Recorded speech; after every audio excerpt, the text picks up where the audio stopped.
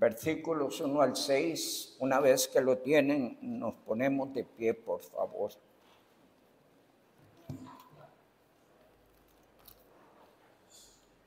Dice así la bendita y gloriosa palabra de nuestro Dios.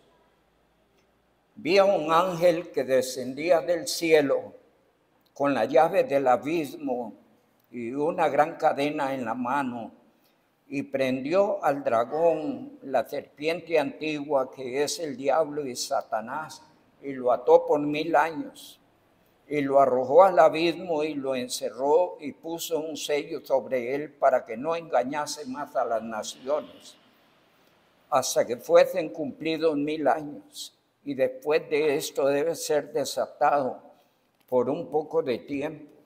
Y vi tronos y se sentaron sobre ellos los que recibieron facultad de juzgar.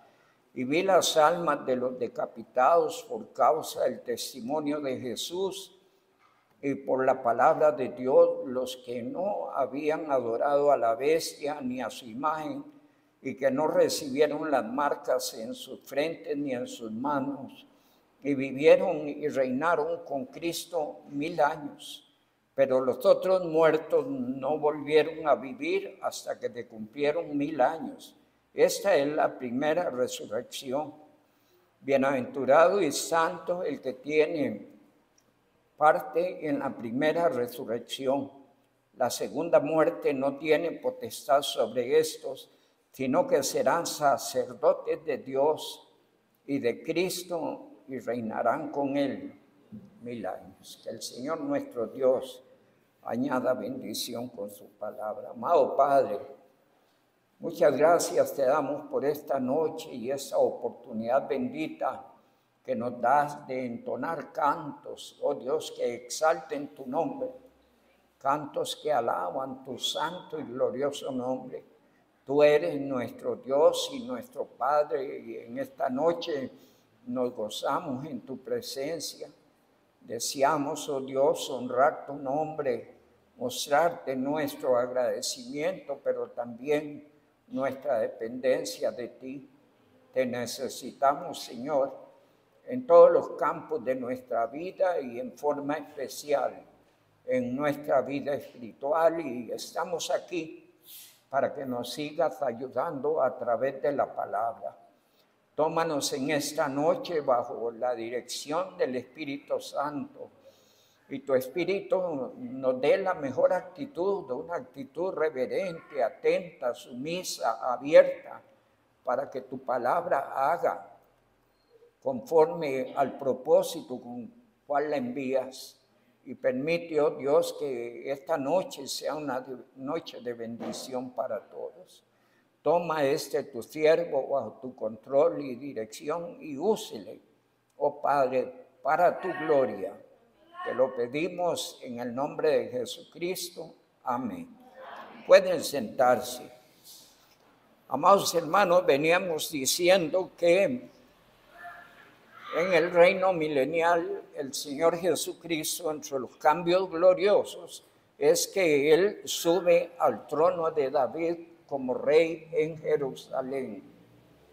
Y desde su nacimiento se anuncia esa verdad, que ya lleva el tiempo de cumplimiento, una distancia de más de 2000 años. Dice la palabra del Señor allá en Lucas capítulo 1.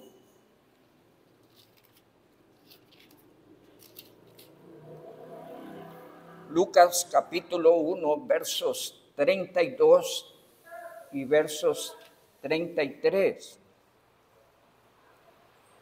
donde se hace alusión al Señor Jesucristo. Dice el verso 31, y ahora concebirás en tu vientre y darás a luz un hijo y llamarás su nombre Jesús. Este será grande y será llamado Hijo del Altísimo. Y el Señor Dios le dará, ¿qué cosa? El trono de David su padre, y reinará sobre la casa de Jacob para siempre, y su reino no tendrá fin. Pero en su primera venida, dice Juan 1:11, que fue rechazado por el pueblo. No querían que él reinara. A los suyos vino y los suyos no le recibieron.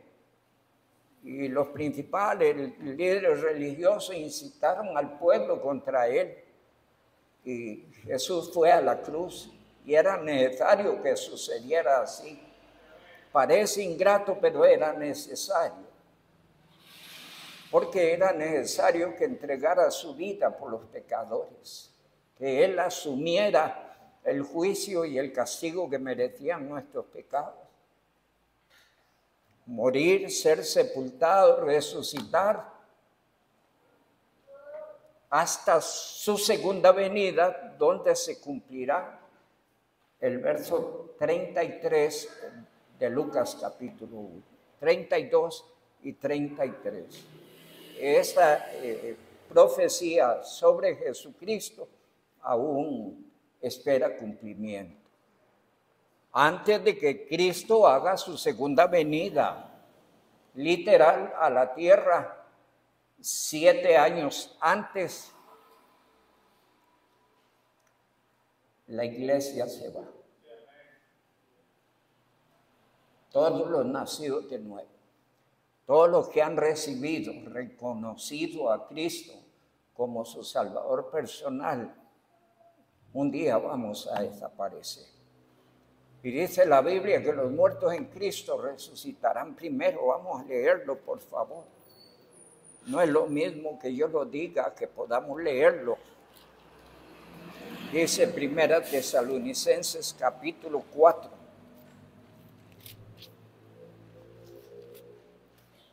Verso 16.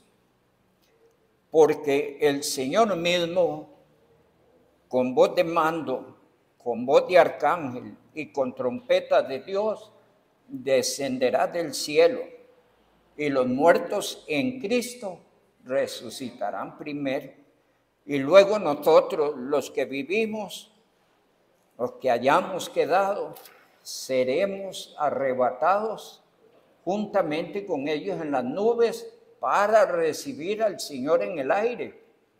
Y así estaremos siempre con el Señor. Y el verso 18 dice que los creyentes debemos motivarnos unos a otros con esta gloriosa promesa. Dice el verso 18, por lo tanto, alentaos los unos a los otros con estas palabras.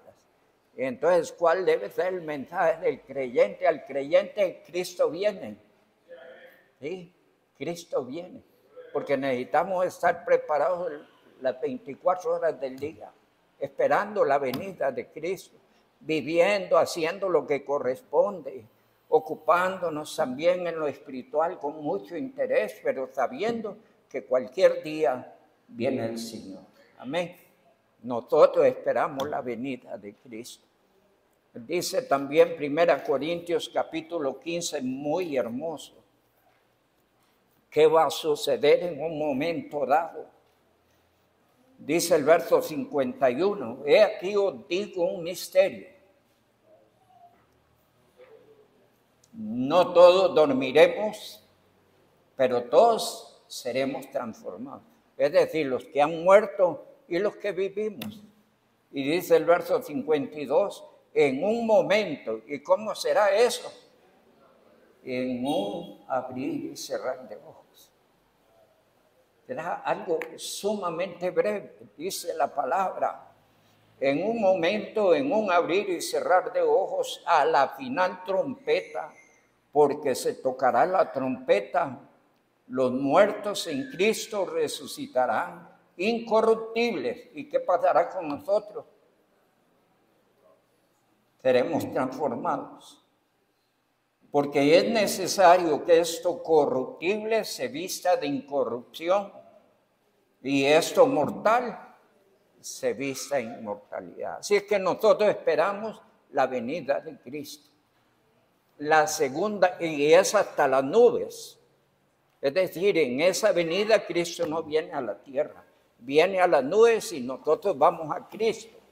En la segunda venida, Cristo viene literalmente a la tierra visible a todo ojo y posará sus pies sobre el monte de los olivos.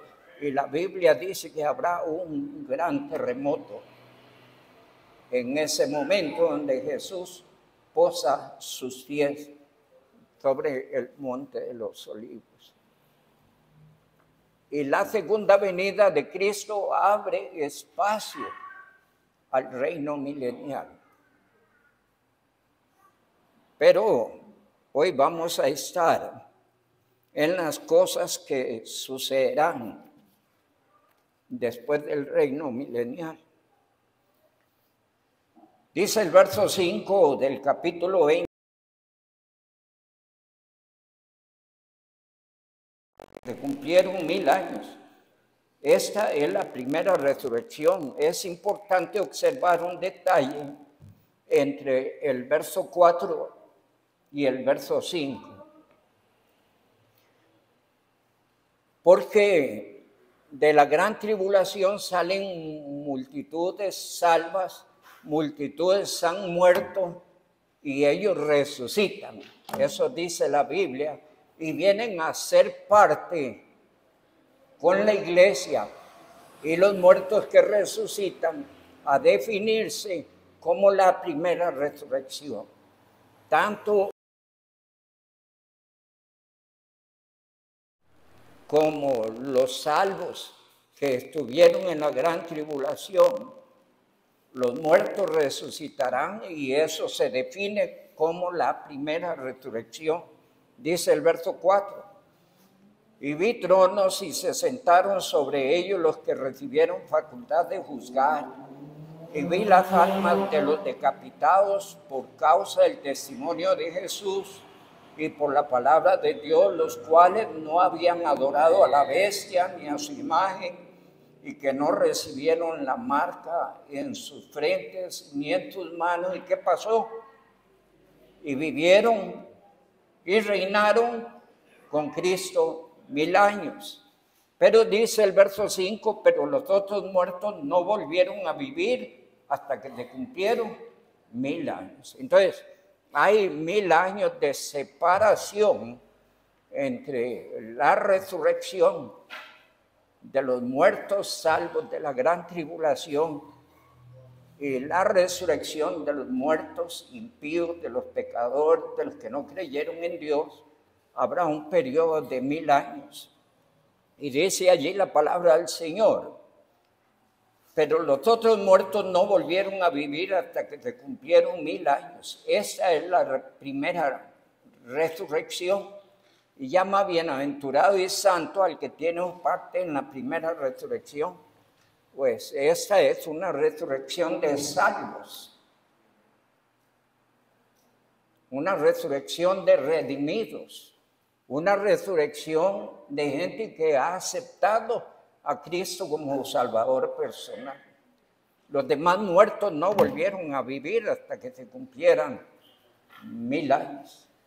Entonces la palabra del Señor dice en el verso 7, cuando se cumplieron, cuando los 1000 años se cumplan, ¿qué va a pasar? Y va a empezar una nueva sublevación contra Dios y un nuevo ataque contra el pueblo de Israel, solo que en esta ocasión Dios no le dará oportunidad. Por muchos años, a través de muchos siglos, ha hecho mal y ha hecho como le ha parecido. Aquí no podrá fructificar su estrategia. Y dice la palabra del Señor, cuando los 1000 años se cumplan, Satanás será suelto de su prisión. Verso 8, y saldrá a engañar a las naciones. ¿A cuáles naciones? Aquí hay todo un asunto bien interesante. La gente de la tribulación son los salvos, únicamente los que entran al milenio. Pero en el milenio, los salvos, la gente que entró viva al milenio, ellos se van a procrear y van a tener hijos. y se va a multiplicar a la gente en el periodo del milenio. Pero esos hijos que nacen, esos hijos no necesariamente son salvos, porque nadie es salvo en ningún tiempo si no reconoce y acepta a Jesucristo como Salvador personal. Aunque ellos estén viviendo en un ambiente perfecto, solo piensen cómo sería vivir bajo el gobierno de Cristo, donde el diablo está atado por 1000 años, donde el pecado está limitado, pero siempre va a haber pecado, siempre va a haber maldad, porque toda persona que no reciba a Cristo, su tendencia va a ser siempre hacia el mal, hacia lo que no está bien. Y en el periodo del reino milenial, multitudes van a vivir en un ambiente glorioso, perfecto, de paz, pero sin Cristo. ¿Sucede eso? Sí. La historia nos habla un poquito de eso. Vamos a irnos al libro de los Jueces. No necesariamente de los santos nacen santos. Y por ahí dicen dichos como estos, el hecho de nacer en un garaje no le hace a uno caro. Es un dicho. Pero dice el libro de los Jueces, capítulo 2.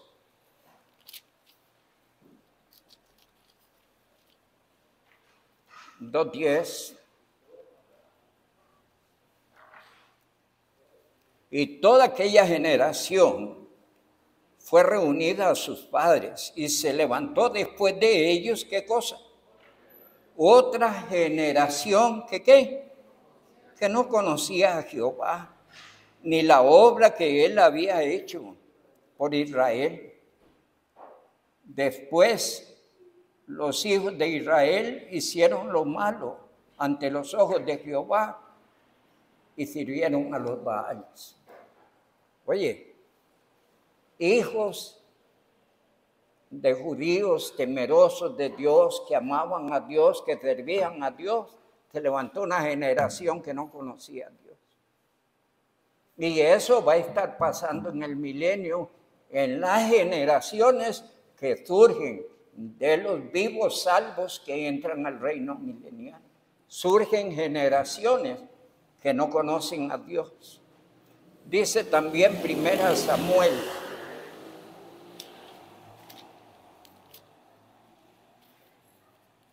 Por eso necesitamos hacer un trabajo muy formal, muy serio, sobre nuestros hijos, sobre nuestra familia. A veces miramos eso con indiferencia y nos preocupamos más por el techo, el vestido, el abrigo, el estudio, y descuidamos la vida espiritual. Y debemos prodigarle eso a nuestros hijos. Deseamos que ellos estén bien, pero jamás estarán bien si no tienen a Cristo. Y esto se ve con indiferencia, a la ligera. Y los efectos se verán a futuro. Dice la palabra del Señor en 1 Samuel, capítulo 2.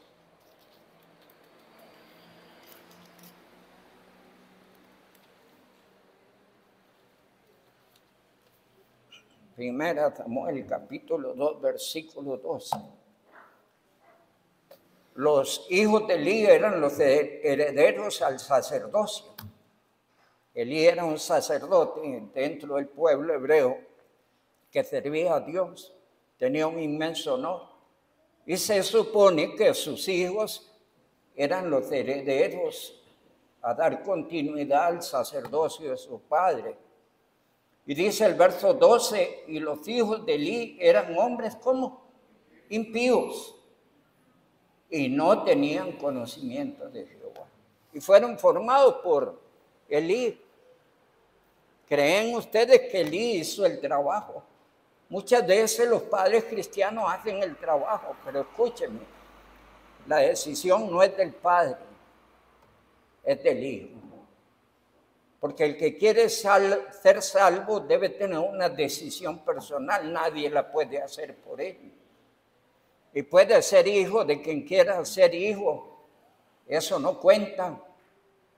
Lo único que cuenta es que en plena conciencia de su realidad, de la obra de Cristo, tome la decisión más importante de su vida, y es entregar su vida a Jesucristo. Si no lo hacen, no importa de quién sea hijo, está muy mal y su destino es terrible. Ruego a los padres, hagamos el trabajo sobre nuestros hijos. Deles techo, abrigo, comida, lo mejor dentro de las posibilidades, pero sobre todo ocúpese de la vida espiritual de ellos, porque hay un futuro eterno y estoy seguro que ningún padre desearía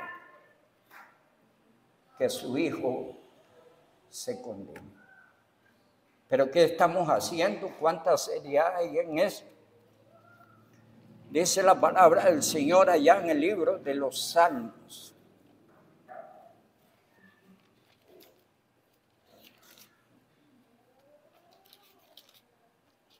Salmo 73. Vamos a ver si es el 73.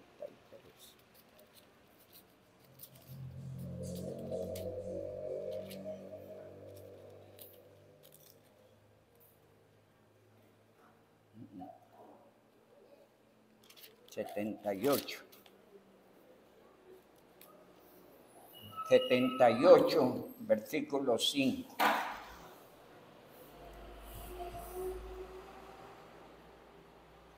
Aparte que hay otras escrituras, como en Proverbios, donde la palabra del Señor dice: instruye al niño en tu camino, y cuando fuere viejo no se apartará de él.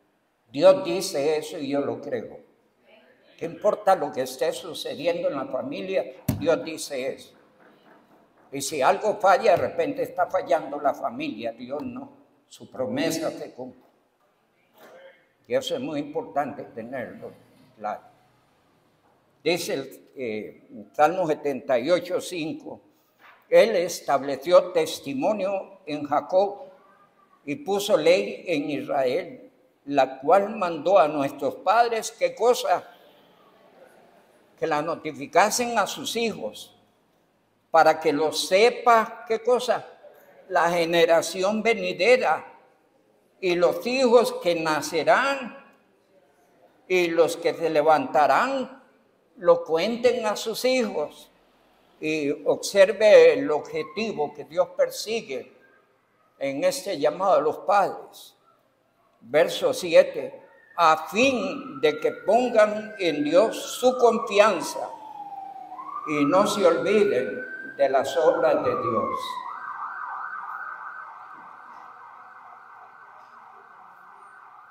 Y esto es un desafío para el padre. Y así como toman tiempo para ayudarle al niño a escribir sus primeras letras, y le ayudan. Y así como le ayudan a explicarle matemáticas, español, qué sé yo, las materias que correspondan, deben tomar tiempo para enseñarles la palabra de Dios.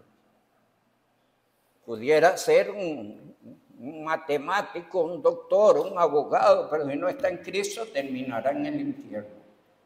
Y eso es así de frío y terrible, y no podemos comernos las palabras. La Biblia enseña lo que enseña. A veces hay una indiferencia altísima de los padres sobre su deber espiritual sobre los hijos. Tomémonos esto en serio. Dice un pasaje más allá en el Salmo 36. Versículos 1 al 4.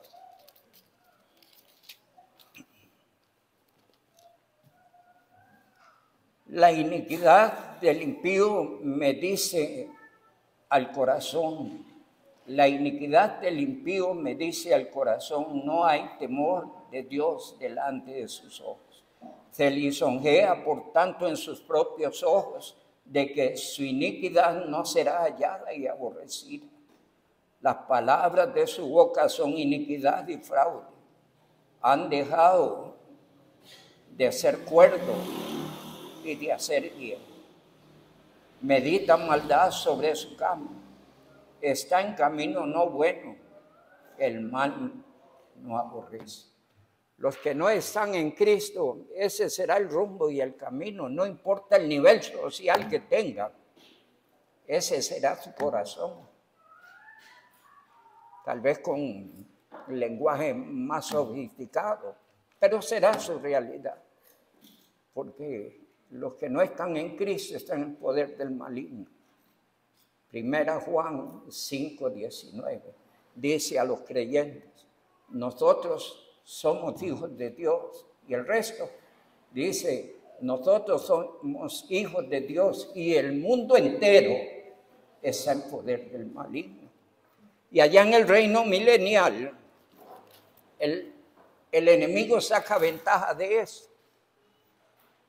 Y muchas veces el enemigo en nuestro tiempo saca ventaja por un trabajo que no hicimos para traer problemas al hogar, a la familia cristiana.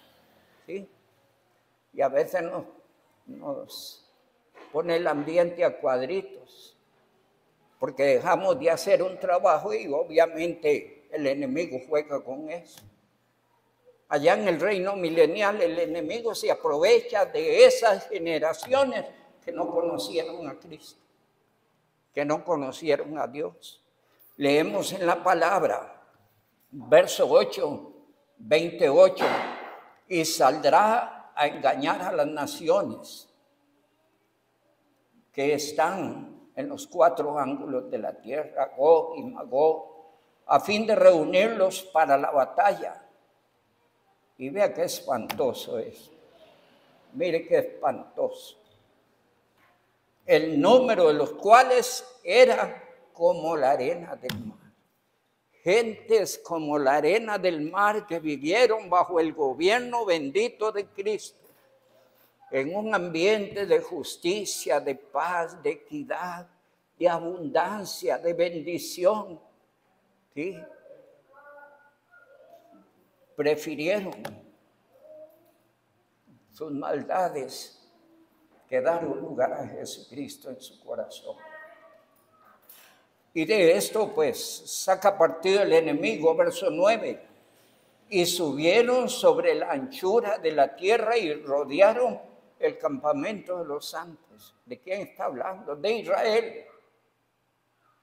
Siempre el ataque número 1 será del diablo contra Israel. ¿Por qué razón? Porque Israel es el pueblo de Dios. Porque a partir de allí vino el Cristo. Porque a partir de allí vino las Escrituras. Porque ha sido un pueblo que ha mantenido en alto el nombre del Dios vivo y verdadero.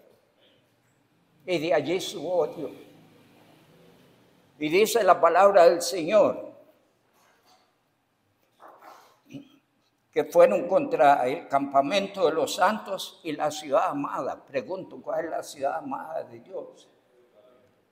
Jerusalén es la ciudad amada de Dios. Y de Dios descendió fuego del cielo y los consumió. Es decir, Él quiso sublevarse con multitudes, pero el Señor no le dio oportunidad. Y dice el verso 10, ¿qué sucedió con el diablo?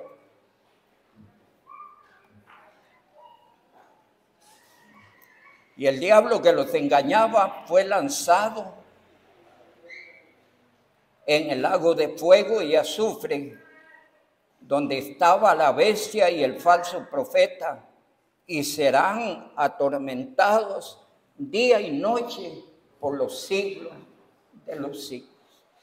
Y allí se terminó el diablo. Pero era necesario que Cristo reinase 1000 años hasta que haya puesto a todos sus enemigos por estrado de sus pies. Eso lo hemos leído, leámoslo una vez más allá en 1 Corintios, capítulo 15, por favor.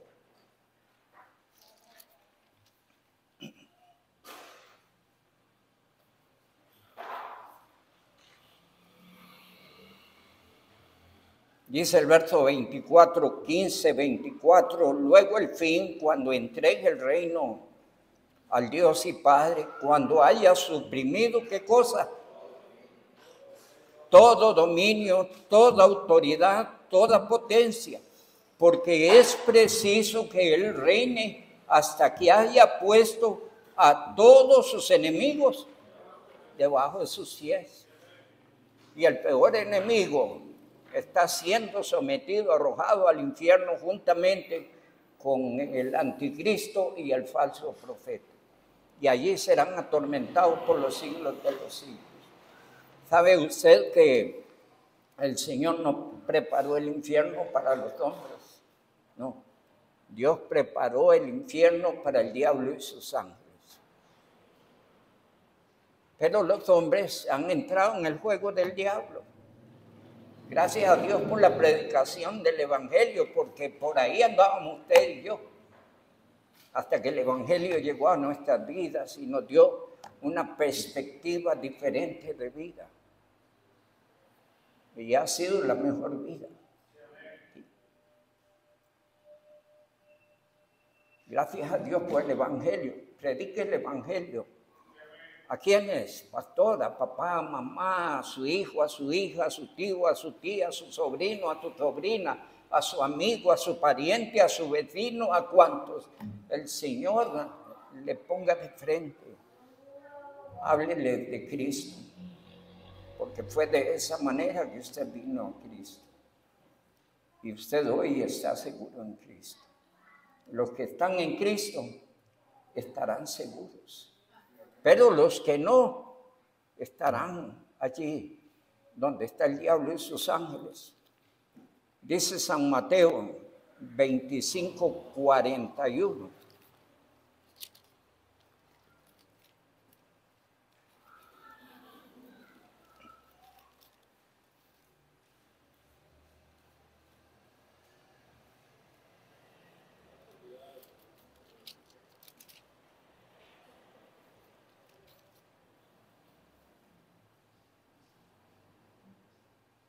Entonces dirá a los de la izquierda, ya viene hablando de los hombres.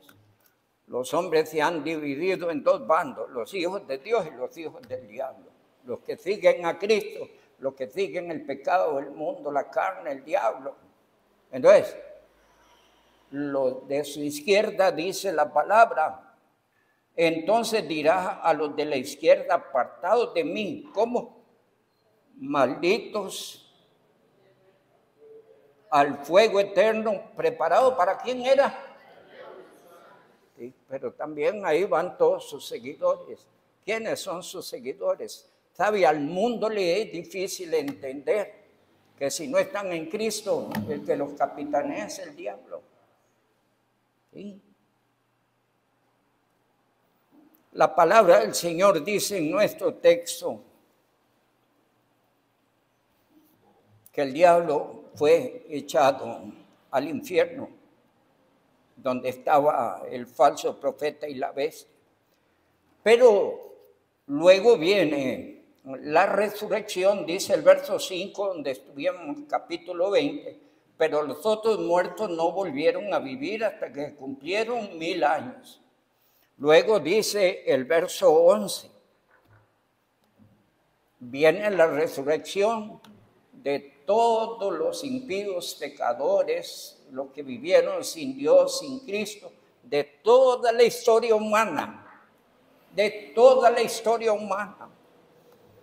Y vi un trono blanco y al que estaba sentado en él, delante del cual huyeron la tierra y el cielo y ningún lugar se encontró para ellos. Y vi, subraye verso 2, y vi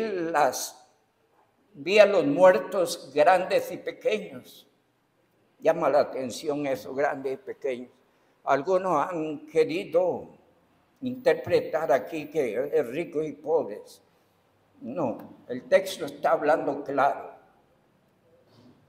Porque allí van a ir al juicio final, pequeños y grandes. Pequeños que en la etapa de conciencia, siguieron el pecado, vivieron en el pecado, la muerte les alcanzó y se fueron. Allí van a estar. Dice la palabra del Señor en nuestro texto: y vi a los muertos grandes y pequeños de pie ante Dios, y los libros fueron abiertos. ¿Qué significa eso? Que Dios lleva datos de todos. La inteligencia artificial se queda corta porque ella fue programada por hombres. Y pienso de tener un límite de acuerdo a la capacidad del programador, un asunto de lógica. Pero la sabiduría de Dios es infinita. Y Dios sabe todas las cosas.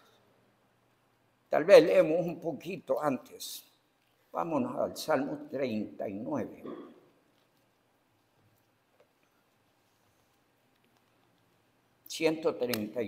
Perdón.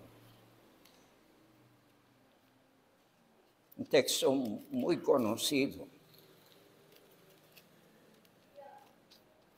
Dice la gloriosa palabra de nuestro Dios. Ahí tiene por subtítulo omnipresencia y omnisciencia. ¿De quién? De Dios. ¿Qué significa? Que Dios está en todo lugar y todo lo sabe. Si usted se lee Hebreos 4:13, dice: todas nuestras cosas están abiertas a los ojos de aquel que debemos dar cuenta. Eso dice Hebreos 4:13. Pero aquí dice: oh Dios, tú me has examinado y conocido. Tú has conocido mi sentarme y mi levantarme. Has entendido de lejos mis pensamientos. Has escudriñado mi andar y mi reposo. Y todos mis caminos te son conocidos. Pues aún no estaba la palabra en mi boca, y aquí, oh Jehová, tú la sabes toda. Detrás y delante me rodeaste, y sobre mí pusiste tu mano. Tal conocimiento es demasiado maravilloso para mí. Alto es, no lo puedo comprender. ¿A dónde huiré de tu espíritu? ¿Y a dónde huiré de tu presencia? Si subiere a los cielos, allí estás tú. Y si en el Seol hiciere mi estrado, he aquí, allí tú estás. Si tomare las alas del alba y habitase en el extremo del mar, aún allí me guiará tu mano y me asirá tu diestra. Si dijeres: ciertamente las tinieblas me encubrirán, aún la noche resplandecerá alrededor de mí. Aún las tinieblas no encubren de ti, y la noche resplandece como el día. Lo mismo te son las tinieblas que la luz. Porque tú formaste mis entrañas, tú me hiciste en el vientre de mi madre.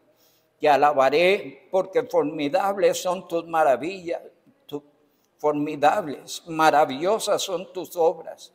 Estoy maravillado, mi alma lo sabe bien.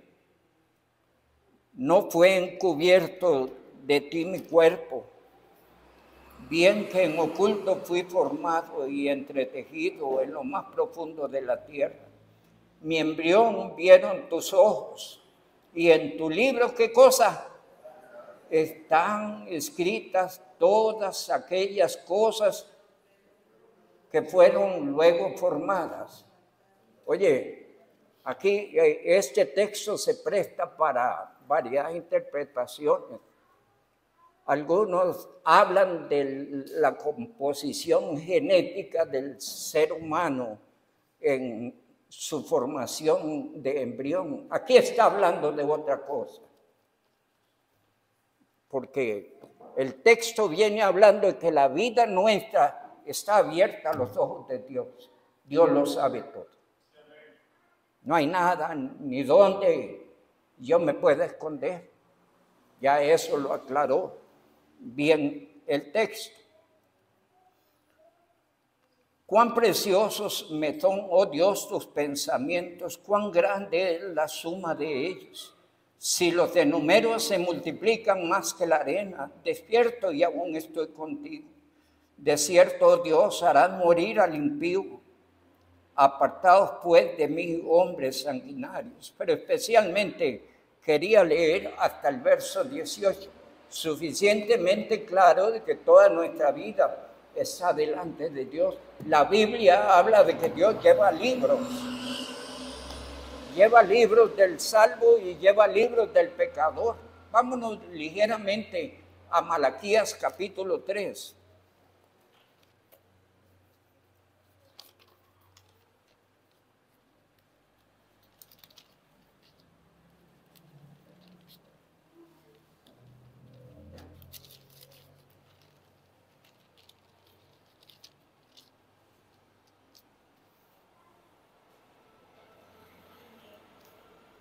Dice el verso número 15, decimos en el verso 16, entonces los que temían a Jehová hablaron cada uno a su compañero y Jehová escuchó y oyó. ¿Qué hizo?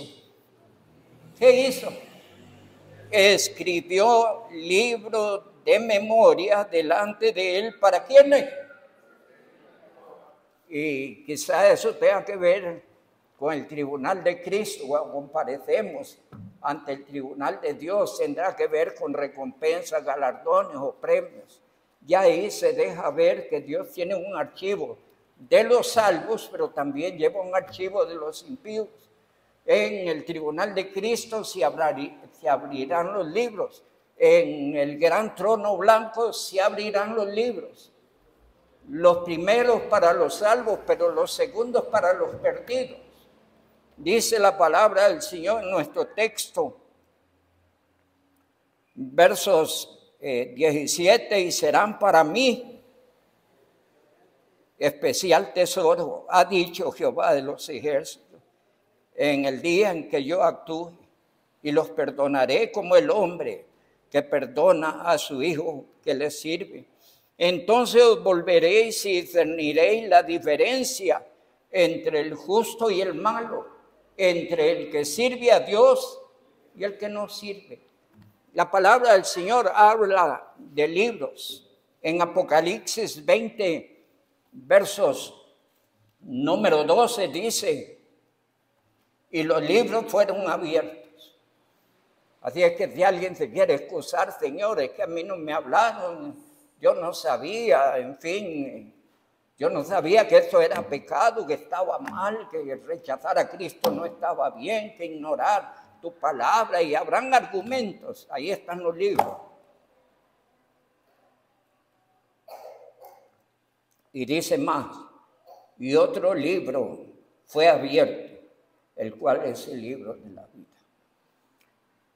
En el estudio que llevamos los domingos, allá en Lucas 9:20, el Señor le dijo a los discípulos que no se alegraran del éxito del trabajo que estaban haciendo, sino que se alegraran que sus nombres estaban escritos en el cielo. Estaban escritos en el libro de la vida. Porque el que no se halló inscrito en el libro de la vida, vamos a ver qué sucede. Dice la segunda parte del verso 2, y fueron juzgados los muertos por las cosas que estaban escritas, ¿a dónde? En los libros. Según sus obras. Y aclara qué es lo que está escrito en los libros: las obras, el estilo de vida, la forma de ser, el comportamiento, la actitud hacia Dios, su palabra, la obra de Cristo, todo eso está escrito. Y dice el verso número 13, aquí esto es un poco complejo, dice, y el mar entregó los muertos que habían en él.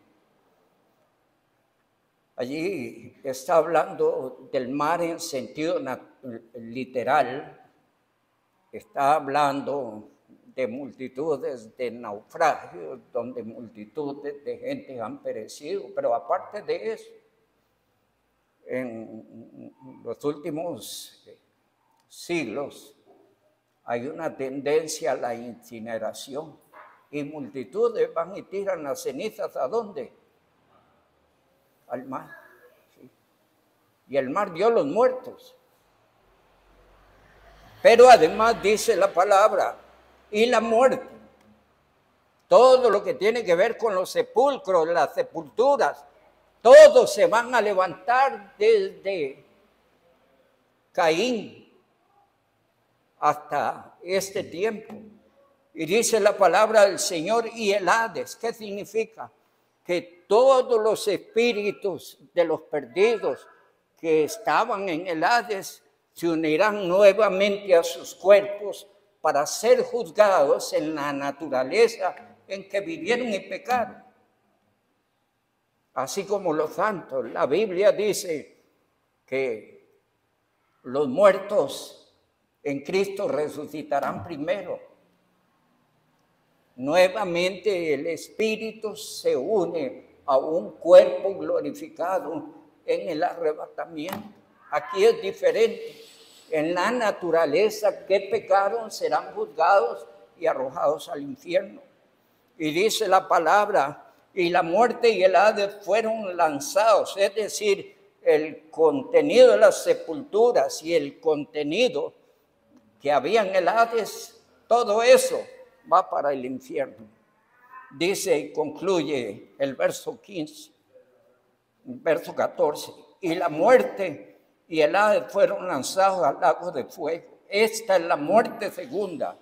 Y dice el verso 15, y el que no se halló inscrito en el libro de la vida fue lanzado al lago de fuego.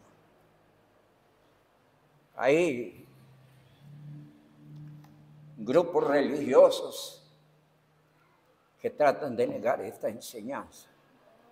Y yo debo decirlo sin temores. Unos son los adventistas del séptimo día y los falsos testigos de Jehová. Ambos. ¿Y por qué ellos piensan de esa manera? Porque los dos tienen una misma raíz. ¿Sabía usted que los adventistas salieron de los bautistas? Porque no aceptaron las doctrinas de los bautistas y formaron su propia doctrina. Y erraron en muchas cosas, dando profecías que nunca cumplieron, entre los cuales está Guillermo Miller y Elena White. ¿Sí? Y los testigos de Jehová vienen de ellos, por eso tienen afinidad en sus doctrinas. Los dos niegan el infierno muy convenientemente. ¿Para qué predicamos el evangelio? ¿Para qué murió Cristo? ¿Para qué enseñar la palabra del Señor? Quede claro, estos son engañadores. Y llamo la atención especialmente sobre los adventistas. ¿Por qué? Principalmente sobre los adventistas. Porque hay muchos creyentes oyendo mensajes adventistas.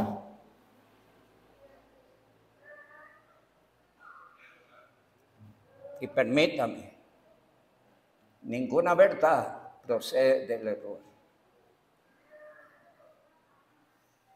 Y no confundan adventistas con bautistas.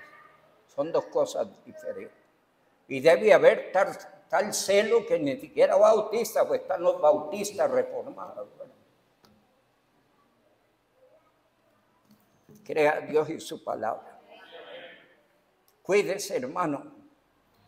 No de las cosas que vienen, nosotros esperamos la venida de Cristo. Pero todo lo que Dios le ha informado sobre lo que viene, sea un motivador en su vida para predicar el evangelio. Y para estar preparado. Tuvimos una lectura bíblica maravillosa. A ver si la volvemos a tener. Y pueden leer en la casa esa lectura bíblica que se nos dio. Por favor, yo deseo que la vuelvan a leer, porque es un pasaje donde Dios quiere que usted no se enrede. Versículos 25 al 38, póngalo tareita. Que el Dios Altísimo les bendiga. De esa manera terminamos con el estudio El Milenio. Gracias.